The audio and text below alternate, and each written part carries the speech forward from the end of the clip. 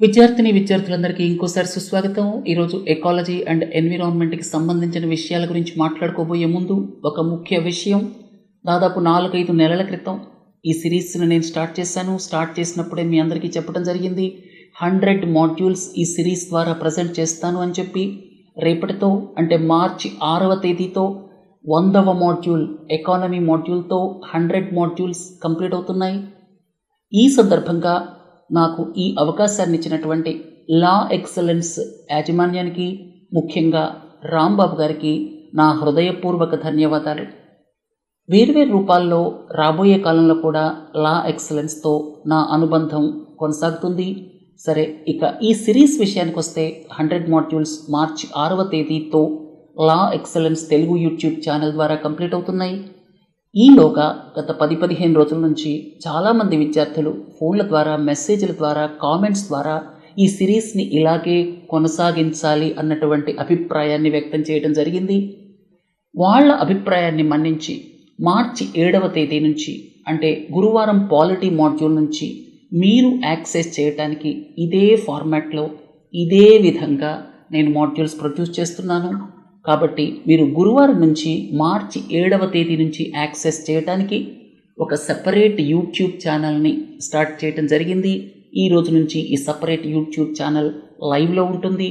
దాని పేరు group 1 group 2 CA by GV Rao sir. గుర్తుపెట్టుకోవడం కూడా చాలా తేలిక. గ్రూప్ 1 గ్రూప్ 2 CA అంటే కరెంట్ అఫైర్స్.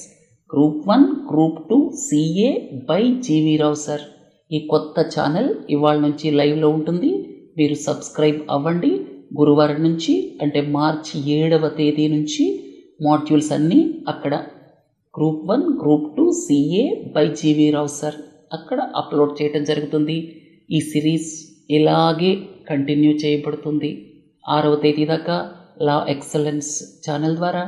7వ తేదీ నుంచి ఇదే టైం, ఇదే పేరు 10 AM with GV Rao sir. మీరు యాక్సెస్ చేయడానికి group 1 group 2 CA by GV Rao sir.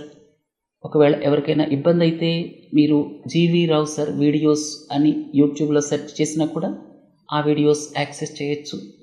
సరే, ఇక్కడ ఈరోజు ఎకాలజీ అండ్ ఎన్విరాన్మెంట్కి సంబంధించిన విషయాల్లోకి వెళితే BOD అండ్ COD. ఇంతకుముందు మీకు నేను dissolved oxygen, biochemical oxygen demand, ఈ రెండింటి మధ్య డిఫరెన్స్ చెప్పాను. అలాగే మన దేశంలో రివర్స్కి సంబంధించిన పొల్యూషన్ ఏ మినిస్ట్రీ చూస్తుంది అనేటువంటి విషయాలు కూడా చెప్పాను. ఇవాళ కొంతమంది స్టూడెంట్స్ బయోకెమికల్ ఆక్సిజన్ డిమాండ్కి, కెమికల్ ఆక్సిజన్ డిమాండ్కి మధ్య డిఫరెన్స్ ఏమిటి అని అడిగారు. ఈ కాంటెక్స్ట్లో నేను ఒక నిమిషం దీని గురించి మీకు ఎక్స్ప్లెయిన్ చేస్తాను. అలాగే మీలో చాలామందికి తెలుసు అర్త్ ఓవర్షూట్ డే అనేది ఒకటి ఉంటుందని చెప్పి. ప్లాస్టిక్ ఓవర్షూట్ డే అనేటువంటిది కూడా ఉంది. దీని గురించి కూడా ఎక్స్ప్లెయిన్ చేస్తాను. అలాగే చిరుత పులులు, లెపర్డ్స్, వీటికి సంబంధించిన స్టాటిస్టిక్స్ ఈ మధ్య వచ్చాయి. దానికంటే ఇంపార్టెంట్ ఏంటంటే ఇంటర్నేషనల్ బిగ్ క్యాట్ అలయన్స్. మీ అందరికీ తెలుసు మన దేశంలో ఇంటర్నేషనల్ సోలార్ అలయన్స్ ఉంది. అంటే international solar alliance head quarters మన దేశంలో ఉంది. అలాగే ఇంటర్నేషనల్ బిగ్ క్యాట్ అలయన్స్ కూడా మన దేశంలో రాబోతోంది. 96 దేశాల్లో 16 దేశాలు ఆల్రెడీ సంతకం పెట్టడం జరిగింది. So international big cat alliance గురించి, అలాగే చిరుత పులులకు సంబంధించినటువంటి స్టాటిస్టిక్స్ గురించి మీకు ఎక్స్ప్లెయిన్ చేస్తాను. ఈ మధ్య ఒక వార్త వచ్చింది. లాంటైనా కెమెరా అనేటువంటి ఒక ప్లాంట్, ఇన్వేజివ్ ప్లాంట్ అనమాట, దాని మూలంగా ఒక నేషనల్ పార్క్లో వెజిటేషన్ అంతా ఎఫెక్ట్ అవుతుంది అని చెప్పి. ఈ సందర్భంగా అసలు ఇన్వేజివ్ స్పెసిస్ అంటే ఏమిటి అనేటువంటి విషయాన్ని కూడా ఎక్స్ప్లెయిన్ చేస్తాను. అలాగే హ్యాంగుల్ అంటే కాశ్మీర్ స్టాగ్ అనమాట, ఇది ఈ మధ్య వార్తల్లోకి వచ్చింది. దీని పాపులేషన్ పెరుగుతుంది అన్నటువంటి సందేహాలు వస్తున్నాయి అన్నమాట. అంటే వేరువేరు కారణాల వల్ల మనం తీసుకున్న కన్సర్వేషన్ మెజర్స్ వల్ల పాపులేషన్ పాజిటివ్ ట్రెండ్ వస్తుందేమో అన్నటువంటి ఆలోచనతో న్యూస్ ఆర్టికల్స్ వచ్చాయి. ఆ సందర్భంగా కూడా మీకు ఈ హ్యాంగుల్ కాశ్మీర్ స్టాగ్ గురించి ఎక్స్ప్లెయిన్ చేస్తాను. ఓజోన్ పొల్యూషన్ మీకు చాలాసార్లు చెప్పాను, ఇక్కడ 2-3 ఎక్స్ట్రా పాయింట్స్ చెప్తాను. బయోప్లాస్టిక్స్ గురించి మనం తరచుగా మాట్లాడుకుంటూ ఉంటాం. ఇక PLA, PHA వీటి మధ్య డిఫరెన్స్ ఏమిటి, ఎక్కడ వాడతారు, ఎలా తయారు చేస్తారు. అలాగే నైట్రోజన్ పొల్యూషన్, లెడ్ పొల్యూషన్ అంటే సీసం పొల్యూషన్ అనమాట. ఈ రెండింటి గురించి కూడా మాట్లాడుకుందాం. అంతేకాకుండా ఫ్రాకింగ్ అంటే హైడ్రాలిక్ ఫ్రాక్చరింగ్, వీటన్నిటి గురించి ఈరోజు ఎకాలజీ అండ్ ఎన్విరాన్మెంట్ మాడ్యూల్లో మాట్లాడుకుందాం. సరే, మొదటిది biochemical oxygen demand, chemical oxygen demand. దీంట్లోకి వెళ్ళబోయే ముందు మీకు ఇంతకు ముందు చెప్పినటువంటి 2-3 విషయాలు గుర్తు చేస్తాను. ఒకటేంటంటే రివర్ పొల్యూషన్కి సంబంధించి మన దేశంలో గంగా దాని ట్రిబ్యూటరీస్కి సంబంధించి మినిస్ట్రీ ఆఫ్ జల్ శక్తి చూస్తోంది. అక్కడ గంగాకి సంబంధించి ఒక సెపరేట్ ప్రోగ్రామ్ ఉంది. అది ఎంటైర్లీ సెంట్రల్ సెక్టర్ స్కీమ్ అనమాట. గుర్తుపెట్టుకోండి, 100% సెంట్రల్ గవర్నమెంట్ సపోర్ట్ చేస్తోంది. ఇక మిగతా రివర్స్ ఏవైతే ఉన్నాయో ఇవి సెంట్రల్లీ స్పాన్సర్డ్ స్కీమ్ కింద ఉంటాయి. కొంత అసిస్టెన్స్ మాత్రమే కేంద్రం ఇస్తుంది. సెంట్రల్ పొల్యూషన్ కంట్రోల్ బోర్డ్ వీటిని మానిటర్ చేస్తుంది. తర్వాత వీళ్ళు బయోకెమికల్ ఆక్సిజన్ డిమాండ్కి సంబంధించి ఆ రివర్లో బయోకెమికల్ ఆక్సిజన్ డిమాండ్ ఎంత ఉంది అనేటువంటి దాని మీద వాళ్ళు ఆ రివర్ని కేటగిరీ 1, కేటగిరీ 2, కేటగిరీ 3 అలా కేటగరైజ్ చేస్తారు. కేటగిరీ 5 అంటే వరస్ట్ అనమాట. సో అట్లా పొల్యూటెడ్ రివర్స్ని కేటగరైజ్ చేసే క్రమంలో బయోకెమికల్ ఆక్సిజన్ డిమాండ్ అనేటువంటి పదం వార్తల్లోకి వచ్చింది. ఇంతకుముందు నేను మీకు చెప్పాను, ఈ డిజాల్వ్డ్ ఆక్సిజన్ ఒకటి, బయోకెమికల్ ఆక్సిజన్ డిమాండ్, ఈ రెండింటి మధ్య డిఫరెన్స్ చెప్పాను. డిజాల్వ్డ్ ఆక్సిజన్ ఒక రివర్లో ఎంత ఎక్కువ ఉంటే అంత మంచిది, బయోకెమికల్ ఆక్సిజన్ డిమాండ్ ఎంత తక్కువ ఉంటే అంత మంచిది. అంటే బయోకెమికల్ ఆక్సిజన్ డిమాండ్ ఎక్కువ ఉందనుకోండి, అంటే ఆ రివర్ చాలా పొల్యూటెడ్ అనమాట. అక్కడ ఆర్గానిక్ కాంటెంట్ ఏదైతే ఈ బ్యాక్టీరియా లాంటివి దాన్ని టోటల్గా డీకంపోజ్ చేస్తాయో వాటి మూలంగా ఆక్సిజన్ డిమాండ్ చాలా ఎక్కువ ఉంటుందన్నమాట. కాబట్టి హైలీ పొల్యూటెడ్ రివర్స్కి బయోకెమికల్ ఆక్సిజన్ డిమాండ్ ఎక్కువ ఉంటుంది. ఇక బయోకెమికల్ ఆక్సిజన్ డిమాండ్కి కెమికల్ ఆక్సిజన్ డిమాండ్కి మధ్య తేడా ఏమిటి? బయోకెమికల్ ఆక్సిజన్ డిమాండ్ అంటే ఏమిటంటే బయోలాజికల్ ఆర్గానిజమ్స్ ఏవైతే ఉంటాయో అవి ఆర్గానిక్ మ్యాటర్ని డీకంపోజ్ చేసేంత వరకే ఆక్సిజన్ డిమాండ్ని క్యాలిక్యులేట్ చేస్తాం. కొన్ని ఆర్గానిజమ్స్ని ఈ బ్యాక్టీరియా లాంటివి డీకంపోజ్ చేయలేకపోవచ్చు. కెమికల్ ఆక్సిజన్ డిమాండ్ అంటే ఏమిటంటే ఎంటైర్ ఆర్గానిజమ్స్ ఏవైతే ఉన్నాయో వాటన్నిటిని, అంటే టోటల్ ఆర్గానిక్ మ్యాటర్ని కెమికల్ ప్రాసెసెస్ ద్వారా ఆక్సిడేషన్ చేయటం అన్నమాట. ఇప్పుడు అక్కడ ఉన్నటువంటి ఎంటైర్ ఆర్గానిక్ మ్యాటర్ ఏదైతే ఉందో చూడండి, ఈ రివర్ని, ఈ ఎంటైర్ ఆర్గానిక్ మ్యాటర్ని ఈ బ్యాక్టీరియా లాంటివి డీకంపోజ్ చేయలేకపోవచ్చు. కానీ కెమికల్స్ ఉపయోగించి మొత్తాన్ని డీకంపోజ్ చేయాలంటే ఎంత ఆక్సిజన్ అవసరం అవుతుంది అనేటువంటి దాన్ని క్యాలిక్యులేట్ చేసేదే కెమికల్ ఆక్సిజన్ డిమాండ్. సరే, కెమికల్ ఆక్సిజన్ డిమాండ్ ఎప్పుడూ కూడా బయోకెమికల్ ఆక్సిజన్ డిమాండ్ కంటే ఎక్కువ ఉంటుంది. తర్వాత ప్రశ్నకి వెళదాం. మీ అందరికీ తెలుసు అర్త్ ఓవర్షూట్ డే అంటే. తర్వాత గ్లోబల్ ఫుట్ ప్రింట్ నెట్వర్క్ అనేవాళ్ళు అర్త్ ఓవర్షూట్ డేని రిలీజ్ చేస్తారు. అంటే మన భూమి సంవత్సరం మొత్తం మీద ఎంత న్యాచురల్ రిసోర్సెస్ని ప్రొడ్యూస్ చేయగలదో వాటిని మనం ఎంత కాలంలో వాడేస్తున్నాం. ఆగస్టు 2వ తేదీ అనుకుంటాను. అంటే సంవత్సరం మొత్తం మీద భూమికి ఏ కెపాసిటీ అయితే ఉందో మానవాళిని అక్కడ న్యాచురల్ రిసోర్సెస్ని అఫెక్ట్ అవ్వకుండా బ్రతికించడం కోసం అంతకంటే ఎక్కువ రిసోర్సెస్ని మనం కన్జ్యూమ్ చేస్తున్నాం అన్నమాట. అంటే భూమి రీకూప్ చేయగలిగినటువంటి రిసోర్సెస్ ఏవైతే ఉన్నాయో సంవత్సరం మొత్తం కాలంలో వాటిని మనం 7 నెలల్లోనే వాడేస్తున్నాం. అలాంటిదే ఈ ప్లాస్టిక్ ఓవర్షూట్ డే. దీన్ని స్విట్జర్లాండ్కి సంబంధించినటువంటి రీసెర్చ్ కన్సల్టెన్సీ అర్త్ యాక్షన్ అనేటువంటి సంస్థ రిలీజ్ చేస్తుంది. తర్వాత వీళ్ళు ప్లాస్టిక్ ఓవర్షూట్ డేని జూలై 28, 2023 అంటే 2023వ సంవత్సరానికి జూలై 28 ఇచ్చారు.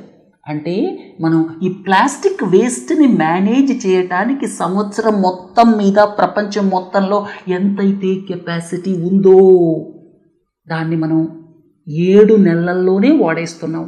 అంటే ప్రస్తుతం ప్రపంచం మొత్తం మీద ఉన్నటువంటి ప్లాస్టిక్ వేస్ట్ మేనేజ్మెంట్ కేపబిలిటీ ప్రపంచం మొత్తం మీద సంవత్సరం మొత్తం మీద తీసుకుంటే మనం ఎంతైతే ప్లాస్టిక్ని మేనేజ్ చేయగలమో దాన్ని మనం 7 నెలల్లోనే వాడుతున్నాం. అంటే మిగతా 5 నెలల్లో ప్లాస్టిక్ ఏదైతే రిలీజ్ అవుతుందో అది మిస్మేనేజ్ అయిపోతుంది, ఎక్కడ పడితే అక్కడ గుట్టలుగా ఉండిపోతుంది.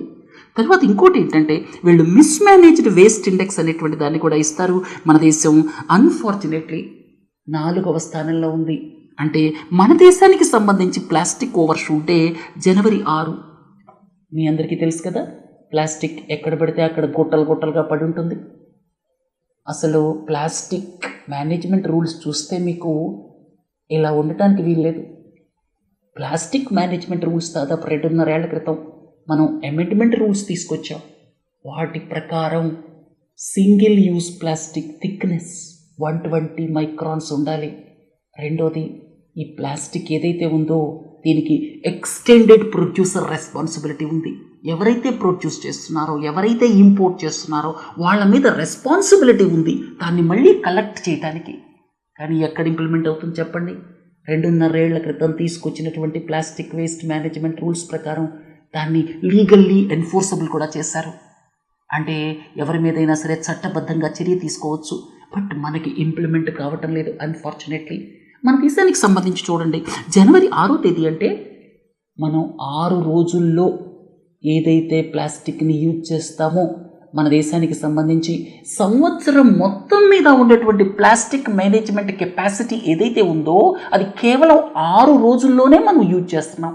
అంటే మిగతా 359 రోజుల్లో ఏదైతే ప్లాస్టిక్ యూజ్ చేస్తామో అది బయట గుట్టలు గుట్టలుగా పడి ఉంటుందని అర్థం అనమాట. సరే, తర్వాత లెపర్డ్స్ అంటే చిరుతపులులు.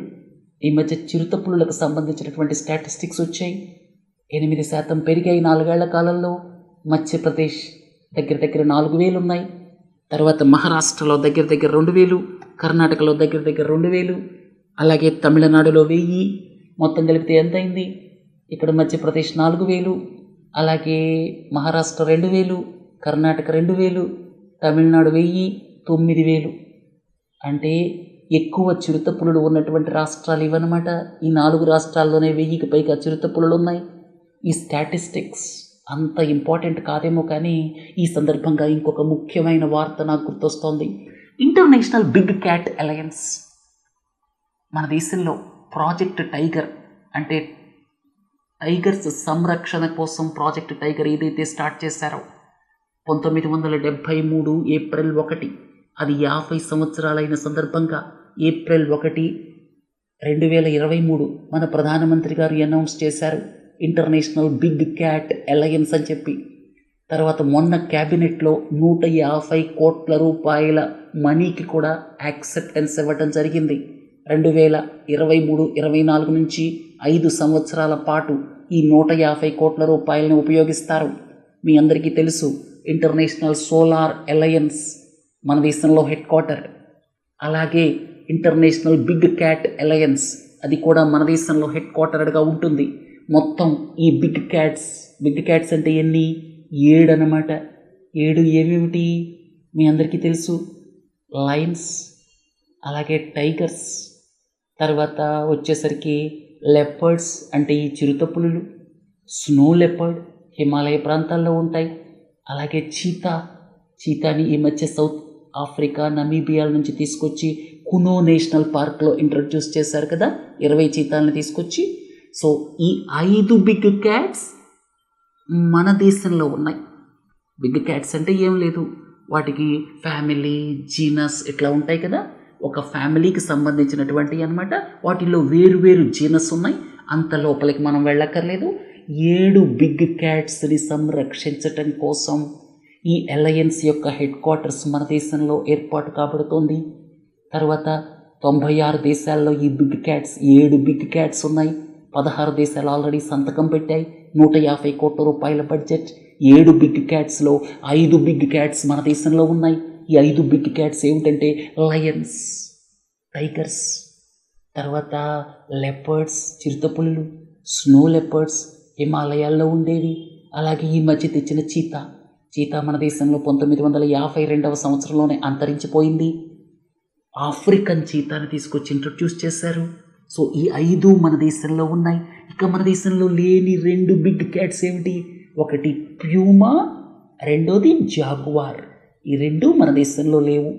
7 బిగ్ క్యాట్స్లో 5 మన దేశంలో ఉండటం, వీటి కారణంగా మన ప్రధానమంత్రి గారు ఇంటర్నేషనల్ బిగ్ క్యాట్ అలయన్స్ని ప్రపోజ్ చేశారు. దానికి బడ్జెటరీ సపోర్ట్ కూడా ఇవ్వడం జరిగింది క్యాబినెట్ అప్రూవల్ ద్వారా. ఇక 16 దేశాలు సంతకం పెట్టాయి. 96 దేశాల్లో 96 కాకుండా మిగతా దేశాలు కూడా చేరొచ్చు. ఇదేంటంటే ఇంటర్నేషనల్ కోఆపరేషన్ గురించి అనమాట. వీటన్నిటినీ సంరక్షించటం కోసం ఇంటర్నేషనల్ కోఆపరేషన్ గురించి అనమాట. సరే, leopards international big cat alliance గురించి మాట్లాడుకున్న తర్వాత ఇన్వేసివ్ స్పెసిస్కి వస్తాను. చూడండి, మీరు ఎక్కడైనా కాలువల్లో చూస్తారు, చెరువుల్లో చూస్తారు, ఈ మొక్కలు, ఈ పూలు విరివిగా కనపడుతుంటాయి. ఇవేమిటి? వాటర్ హైసింత్ అంటాం. వాటర్ హైసింత్ని 19వ శతాబ్దంలో బ్రిటిష్ వాళ్ళు చాలా అందంగా ఉన్నాయి కదా, భారతదేశానికి తీసుకెళ్దామని చెప్పి దక్షిణ అమెరికా నుంచి పట్టుకొచ్చారు. ఇక్కడ తర్వాత ఏమైంది? కథ అంతా తెలిసిందే. చెరువుల్లో అట్లా వదిలేసామనుకోండి, కాలువల్లో అట్లా వదిలేసామనుకోండి, మొత్తం ఆక్రమించేస్తున్నాయి.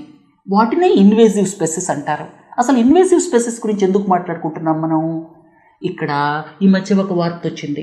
ల్యాంటనా కెమెరా అనేటువంటి ఇన్వేసివ్ స్పెసిస్ ద్వారా ఒక నేషనల్ పార్క్, నాకు గుర్తున్నంత వరకు మానస్ నేషనల్ పార్క్ అస్సాంలో, అక్కడ విజిటేషన్ ఎఫెక్ట్ అవుతుంది. అంటే అక్కడ ఉండాల్సిన విజిటేషన్ బదులుగా ఇలాంటి ఇన్వేసివ్ స్పెసిస్ దాన్ని ఆక్రమించేస్తున్నాయి. ఇక్కడ చూడండి మీరు, ఇది వాటర్ హైసింత్, చూడటానికి అందంగా కనపడుతుంది. వాటర్ బాడీస్ అంతా కూడా ఆక్రమించేస్తుంది, ఇంక ఏమీ పెరగవు, దాని కిందకి సన్లైట్ కూడా వెళ్ళదు. సో అందుకని ఇలాంటి వాటిని ఇన్వేసివ్ స్పెసిస్ అంటారు.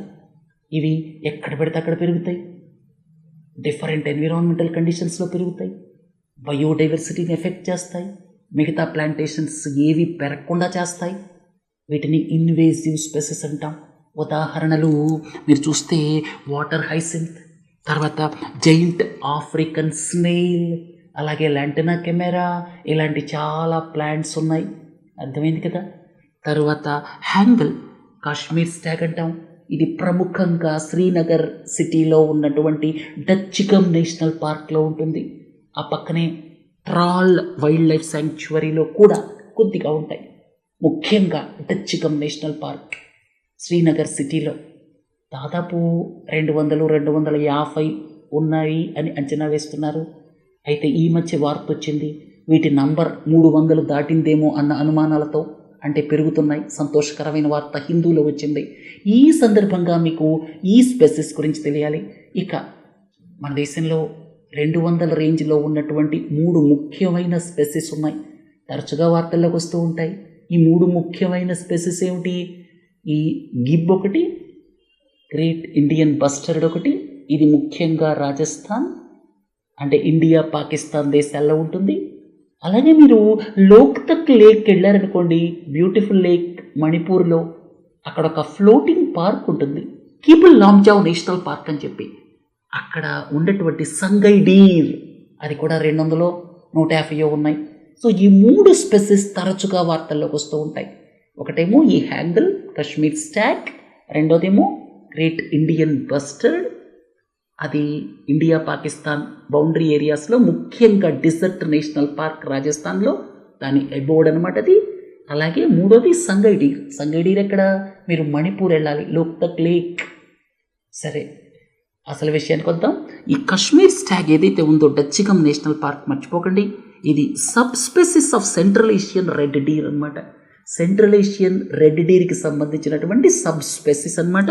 వీటికి చిరుత పులుల నుంచి, అలాగే ఏషియాటిక్ బ్లాక్ బేర్స్ నుంచి థ్రెట్ ఉందన్నమాట. తర్వాత ప్రశ్న, ఓజోన్ పొల్యూషన్. మీకు ఇంతకుముందు చాలా విషయాలు చెప్పాను. ఏమిటంటే సూర్యకాంతి ఉన్నప్పుడు, అదే సమయంలో ఇండస్ట్రియల్ పొల్యూటెంట్స్ బాగా రిలీజ్ అవుతూ, హెవీ డీజిల్ ట్రక్స్ వెళుతూ, ఈ పొల్యూటెంట్స్ ఆ సన్లైట్తో రియాక్ట్ అయినప్పుడు మీకు ఓజోన్ ఏర్పడుతుంది. ఓజోన్ అనేది స్ట్రాటోస్ఫియర్లో ఉంటుంది. అది మనని అల్ట్రావైలెట్ ఏ రేస్ నుంచి ప్రొటెక్ట్ చేస్తుంది. ఇంతకుముందు చాలాసార్లు చెప్పాను. ఓజోన్ హోల్ ఏదైతే ఉందో అది ఏర్పడటం వల్ల 1980లలో ప్రోటోకాల్ తీసుకొచ్చి ఆ ఓజోన్ హోల్ని, ఆ గ్యాప్ ఏదైతే ఉందో దాన్ని ఫిల్ చేయడానికి రకరకాల చర్యలు తీసుకుంటున్నారు 1980ల నుంచి. అది ఇంకో రోజు మాట్లాడుకుందాం. సరే, ఓజోన్ అనేటువంటిది మనకి స్ట్రాటోస్ఫియర్లో, ఓజోన్ అంటే O3, స్ట్రాటోస్ఫియర్లో ఉండాలి కూడా. అక్కడ స్ట్రాటోస్ఫియర్లో ఒక లేయర్ ఉంటుంది, ఓజోన్ లేయర్. దాని మూలంగా మనం అల్ట్రావైలెట్ ఏ రేస్ నుంచి ప్రొటెక్ట్ చేయబడుతున్నాం. అల్ట్రావైలెట్ బి రేస్ వచ్చేస్తాయి. వాటి మూలంగా మన శరీరంలో విటమిన్ డి తయారవుతుంది అని కూడా చెప్పుకున్నాం. సరే, అక్కడ స్ట్రాటోస్ఫియర్ సంగతి వదిలేద్దాం. అక్కడ ఉండటం వల్ల మనకు చాలా అడ్వాంటేజెస్ ఉన్నాయి. అక్కడ ఓజోన్ ఉండటం అనేది అవసరం. ఇక ట్రోపోస్ఫియర్లో, మన భూమి పైన ఉన్న లేయర్ ట్రోపోస్ఫియర్, ఆ తర్వాత స్ట్రాటోస్ఫియర్. ట్రోపోస్ఫియర్లో ఉంటే చాలా అనర్థాలు ఉన్నాయి.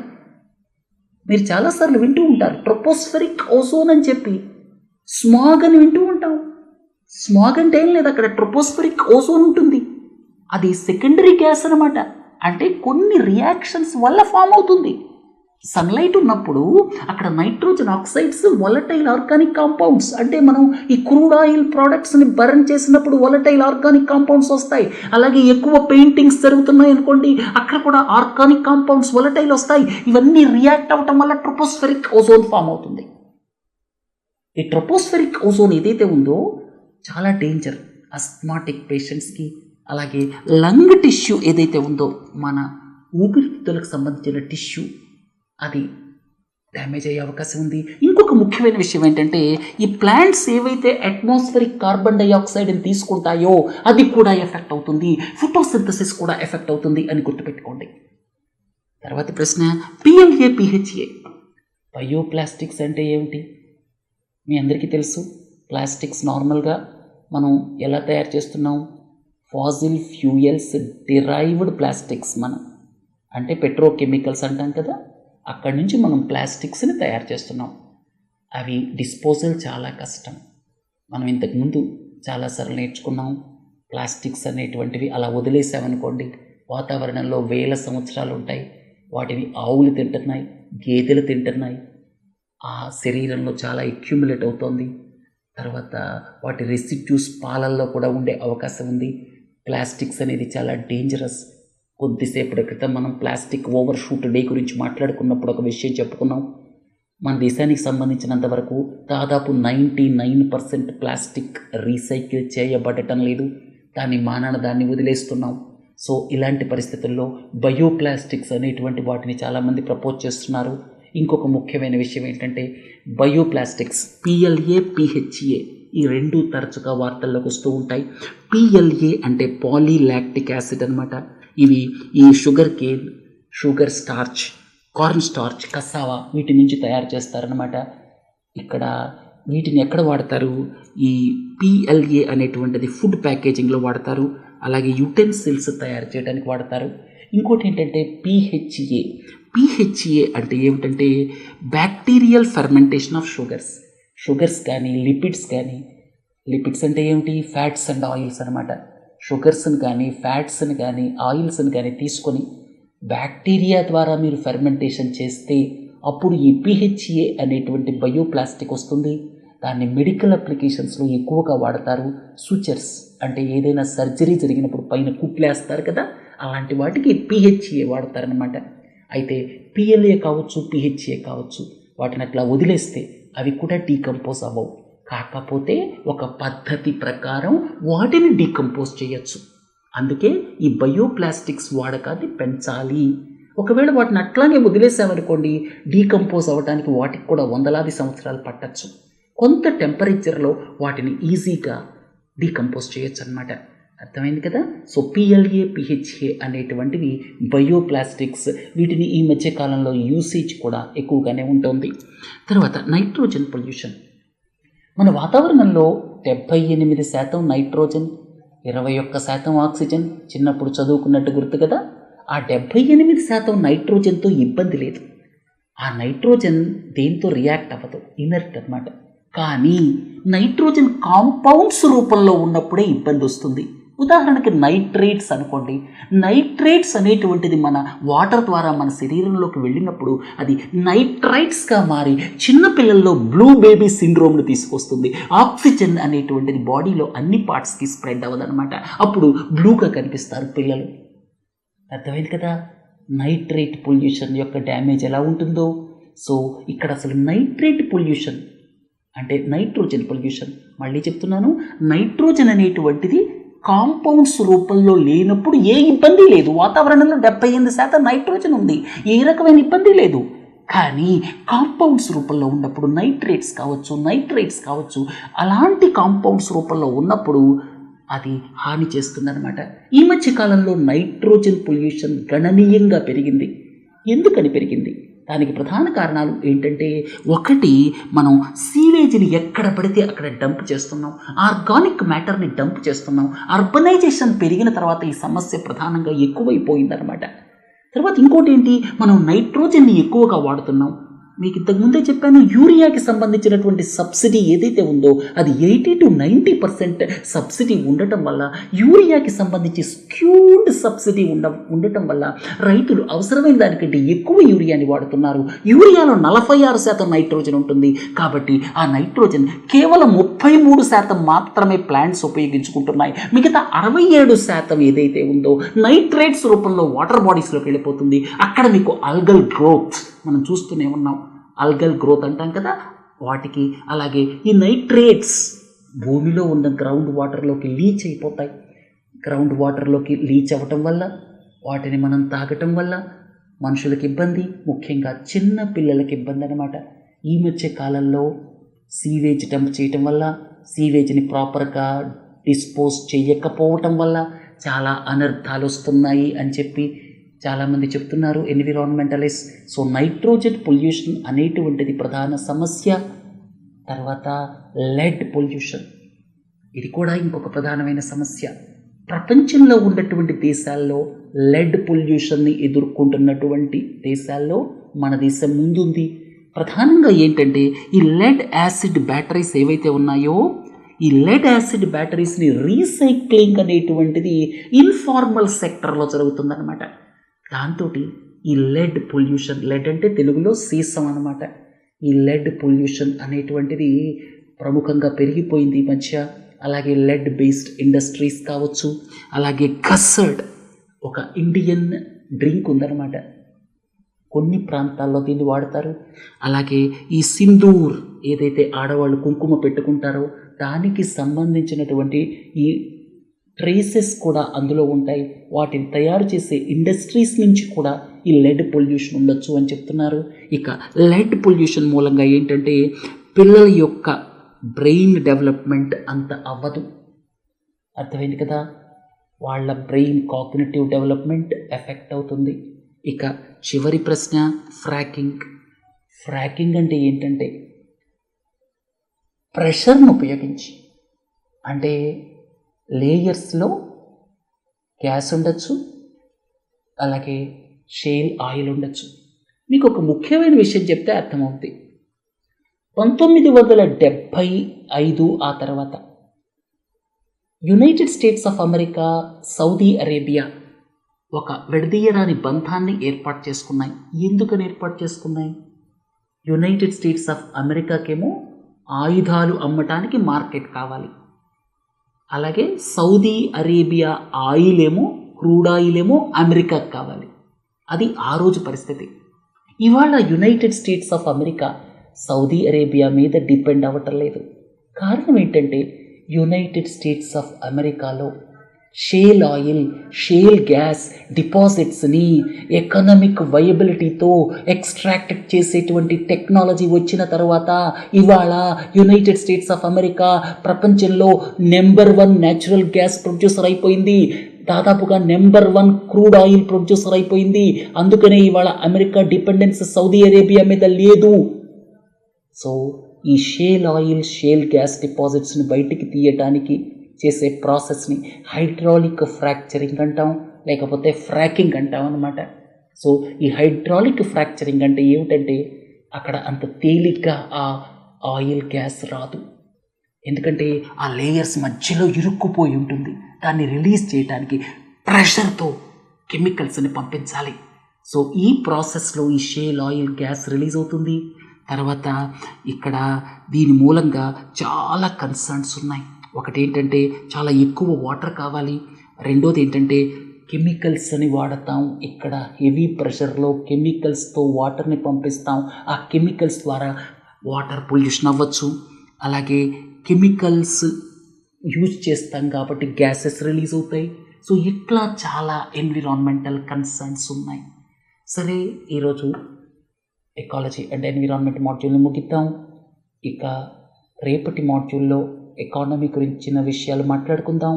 ఇంతకుముందు చెప్పినట్టుగా మార్చి 6వ తేదీతో లా ఎక్సలెన్స్ యూట్యూబ్ ఛానల్తో ఈ 100 మాడ్యూల్స్ ముగుస్తాయి.